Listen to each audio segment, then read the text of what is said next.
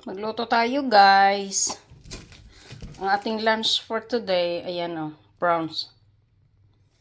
Tingnan natin kung gaano kalalaki ito sa, ano.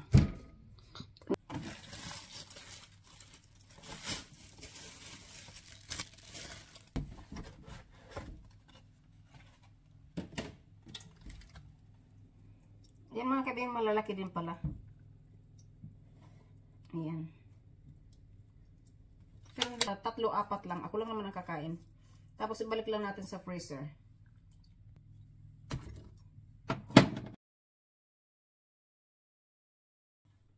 Ito po yung ating mga kailangan. Meron tayo dito.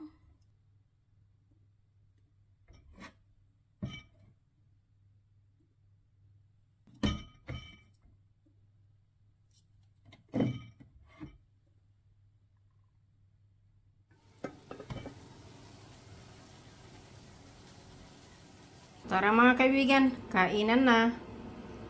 Ayan na po ang ating garlic prawns na lalagyan ko ng oyster sauce.